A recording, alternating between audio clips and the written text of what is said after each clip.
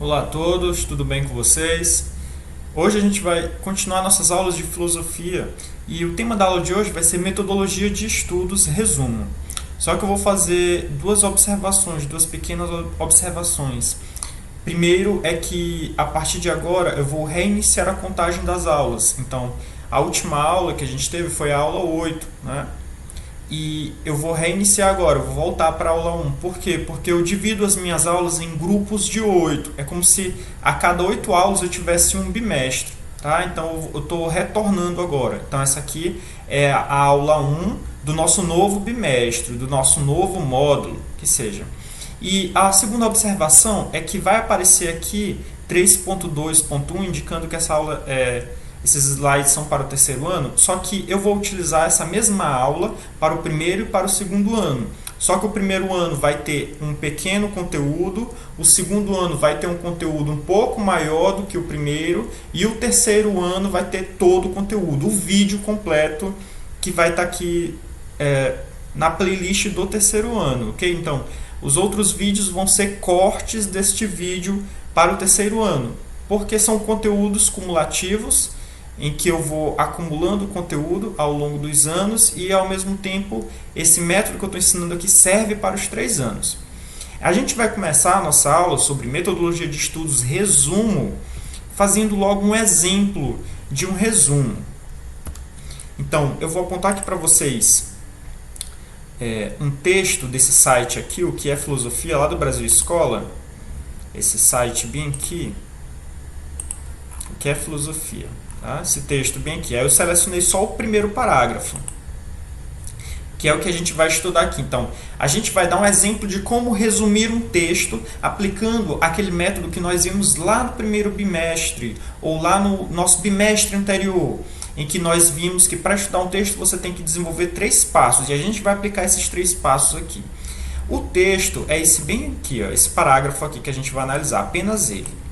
A gente vai começar, primeiramente, fazendo a leitura geral. Tá? Então, lembrando, leitura geral você vai ler do começo até o final o texto, ou a seção do texto, ou no caso aqui apenas o parágrafo, apenas para você ter uma noção geral do que trata o texto, a ideia geral do texto. Então, vamos lá. Primeira leitura. Não se sabe ao certo se a filosofia tem mais ou menos 2.600 ou 5.000 anos de tradição. Se considerarmos a influência do pensamento egípcio sobre os povos gregos, a filosofia pode ter mais de 3.000 anos.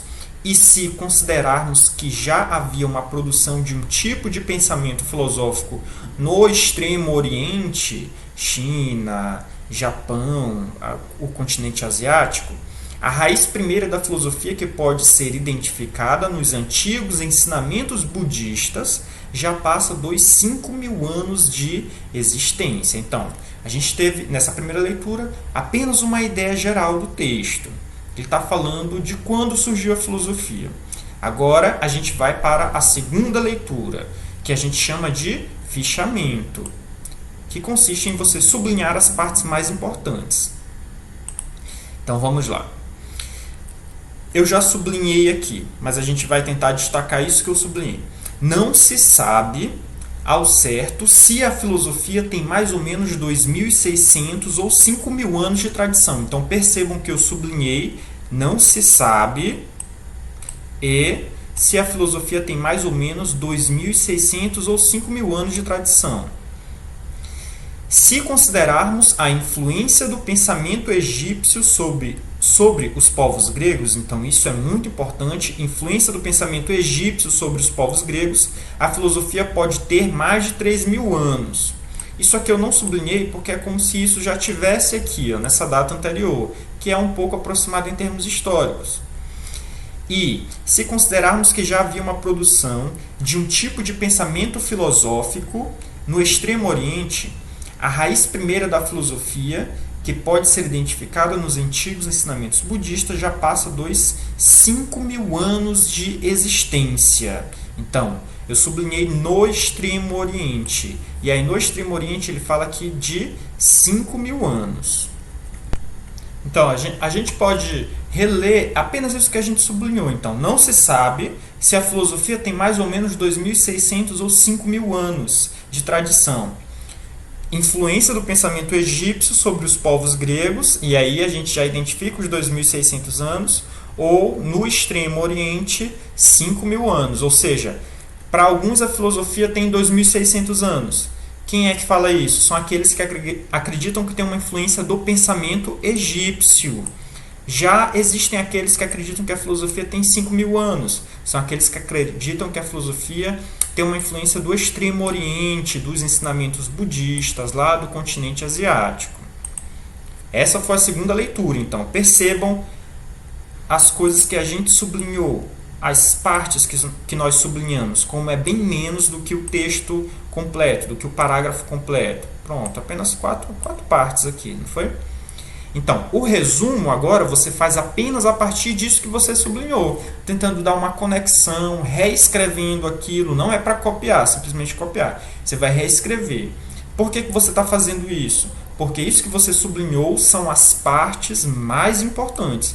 E quando você vai fazer um resumo, o resumo tem que ser algo sobre as partes mais importantes do texto. E aqui está o resumo. Eu vou deixar perto aqui do fichamento. Então, vamos para a terceira leitura, o resumo.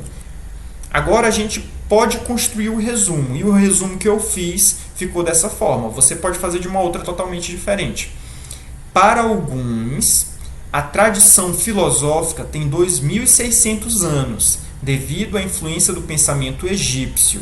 Para outros, tem 5.000 anos, por influência do Extremo Oriente. Então, eu só conectei tudo que eu tinha sublinhado anteriormente, reescrevendo com as minhas próprias palavras. Tá? Então, eu percebi que essa idade de 2.600 ou 5.000 anos tinha relação com o que vinha logo a seguir. Então, eu já juntei as duas coisas. Então, eu coloquei, para alguns a tradição filosófica tem 2.600 anos. 2.600 anos é mais ou menos próximo ao período que ele falou de influência do pensamento egípcio. E aí eu coloquei entre parênteses, eu abri um parênteses, devido à influência do pensamento egípcio. Ó, tá bem aqui isso. Influência do pensamento egípcio. Aí eu botei um ponto e vírgula para separar uma certa oposição. Para outros, quem tem a tradição filosófica. Então, para outros, a tradição filosófica, só que você não precisa repetir, a tradição filosófica tem 5.000 anos, por influência do Extremo Oriente. Então, está bem aqui, ó, essa parte onde eu retirei isso. Pronto, então eu tinha cerca de 6 linhas, no parágrafo eu consegui resumir ele para 2 linhas. E você não vai fazer isso aqui em todo o parágrafo, porque em nem todo parágrafo, porque não é em todo parágrafo que você vai sublinhar algo. Nem todo parágrafo é importante para você colocar algo sobre ele no seu resumo. Ok? Então, isso é um exemplo de como a gente pode resumir um texto, que eu trouxe aqui apenas a partir de um parágrafo, mas vocês podem colocar em textos de 1 página, em textos de 20, 30 páginas e assim sucessivamente. Então, vamos voltar aqui ao nosso slide. Só marcar logo aqui o ponteiro. Então, esse foi um exemplo de resumo para a gente observar na prática como é que a gente pode fazer um resumo, e isso é uma técnica muito importante para a gente estudar filosofia. Vamos agora estudar propriamente o que é um resumo. Então, vamos começar com o conceito e finalidade do resumo.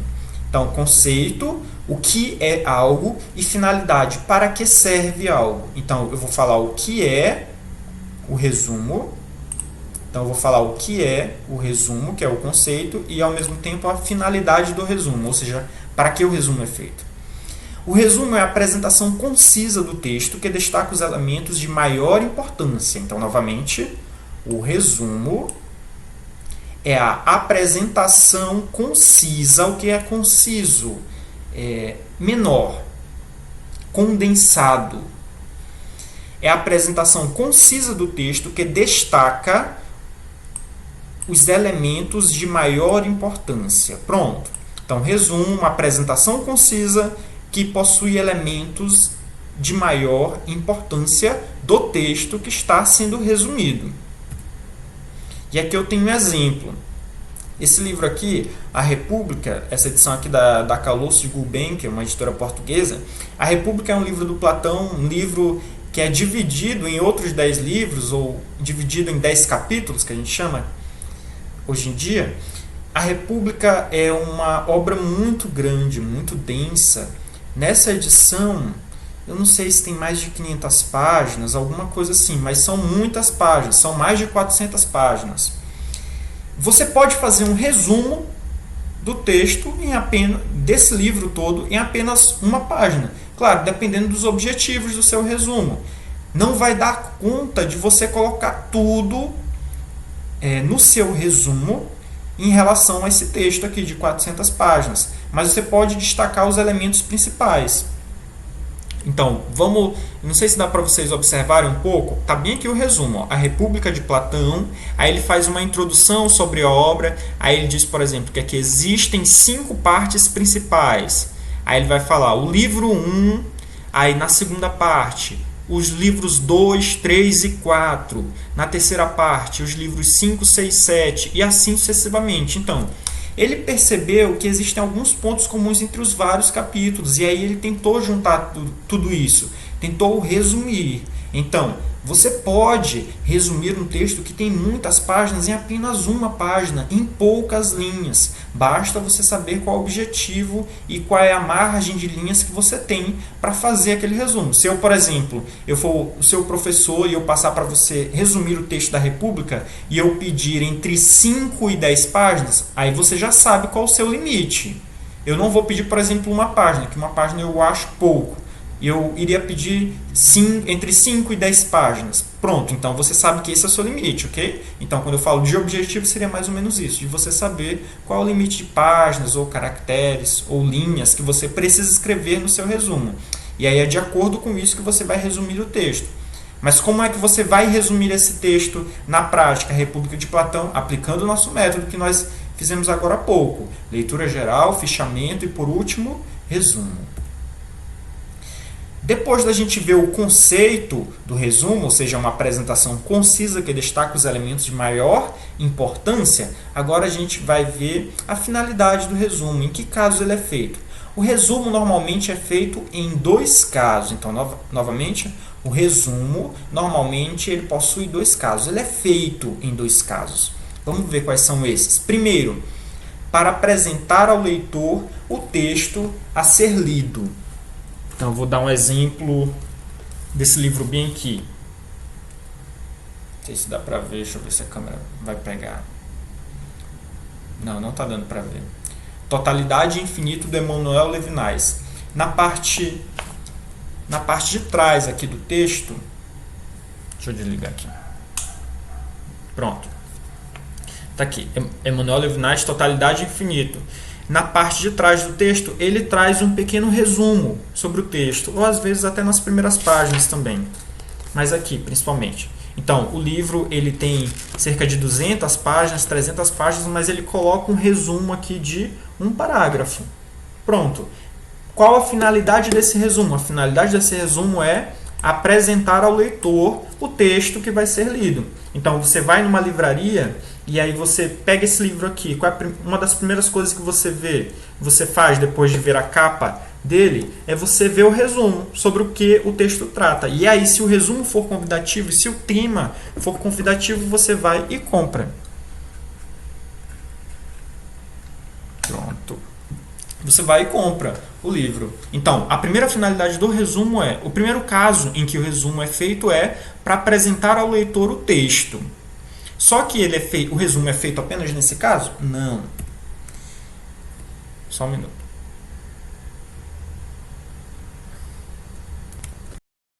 O resumo ainda, ele é feito em outro caso. Que caso seria esse? Quando, após o estudo do texto, o próprio leitor elabora um resumo para compreender melhor o texto. Então, novamente, após o estudo do texto, o próprio leitor elabora um resumo para compreender melhor o texto. Então, já seria um resumo não para convidar a pessoa para ler o livro, mas sim feito após a leitura do livro, ou melhor, após a leitura do livro. Então, você pega um texto e aí você vai resumir ele para estudar para uma prova. Então, essa seria uma outra finalidade do resumo. Então, o resumo, a princípio, ele é feito nesses 2 casos. Primeiro, para apresentar ao leitor o texto a ser lido, E segundo, após o estudo do texto, um resumo que é feito pelo próprio leitor para ele compreender melhor o texto. A gente vai ver agora como é que a gente pode resumir, claro, aplicando aquele método que a gente viu, né? Como resumir? Primeiro passo, faz-se uma primeira leitura para identificar a ideia central e o propósito do autor. Então, novamente, primeiro passo para você resumir. Faz-se uma primeira leitura. Então, esse é o primeiro passo.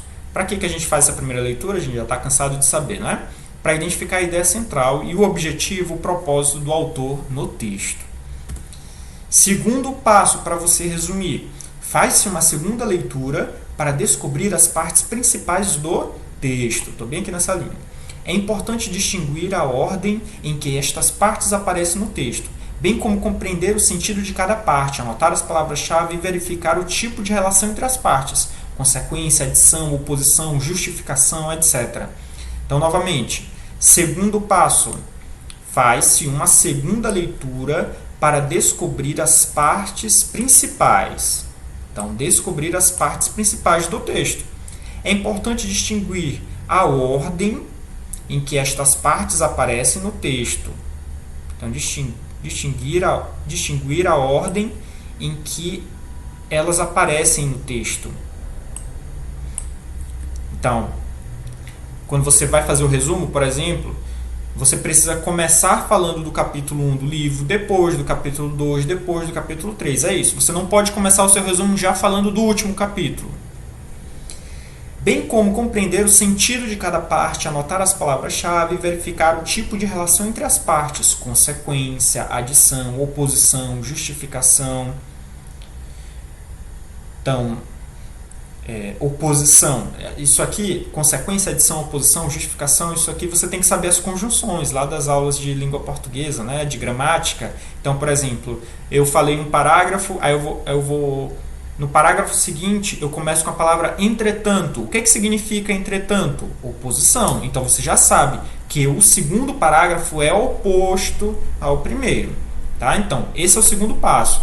Você faz uma segunda leitura para descobrir as partes principais do texto. Você vai sublinhar as partes principais. Terceiro passo, começa-se a escrever o resumo, reescrevendo com suas próprias palavras as ideias principais, seguindo a ordem que tais ideias aparecem no texto. Normalmente, os resumos não são longos. Então, terceiro passo, começa-se a escrever o resumo, reescrevendo com suas próprias palavras as ideias principais. Então, reescrevendo com suas próprias palavras as ideias principais. Seguindo a ordem, é importante isso aqui, seguir a ordem que tais ideias aparecem no texto. Então, novamente, você começa o capítulo 1, depois o capítulo 2, depois o capítulo 3, e assim sucessivamente. Tem que seguir a ordem. Normalmente, os resumos não são longos. Então, se um texto ele tem 10 páginas, você não pode fazer um resumo de 15 páginas. Se o texto tem 10 páginas, você faz um resumo de 3 parágrafos, de uma página. A gente vai ver agora os tipos de resumo. Como é que a gente pode classificar o resumo? Quais são os diferentes tipos de resumo? A princípio, nós temos 3 tipos. O primeiro a gente vai seguir em tamanho, ordem de tamanho, em que cada um deles aparece, do menor para o maior. Então, o menor que a gente tem é o indicativo. O resumo indicativo ou descritivo, que ele utiliza frases curtas e informa as principais ideias. Só isso. Então, o primeiro, que é o indicativo, ele vai apenas indicar ou apenas descrever o texto, ele vai utilizar frases curtas. E, claro, como todo resumo, vai informar as ideias principais. Ele não vai ter frases muito longas, apenas frases curtas para dizer sobre o que o texto está falando. Esse é o primeiro e o menor resumo. É o resumo indicativo ou descritivo. Segundo tipo, informativo ou analítico. Ele é mais amplo que o anterior, pois além das principais ideias, informa objetivos, métodos, resultados e conclusões. Deve conter ao final as palavras-chave. Então, novamente, 2, informativo ou analítico. Ele é um pouco maior que o resumo anterior, o indicativo. é mais amplo que o anterior. Então, mais amplo que o anterior, pois além das principais ideias, ele vai informar os objetivos, ou seja, qual o objetivo geral do texto, quais os objetivos específicos. Ele vai falar do método, se é um método experimental, um método de referencial bibliográfico, se ele apenas pesquisou nos livros. Como é que a pessoa fez essa pesquisa? Como é que ela fez esse livro?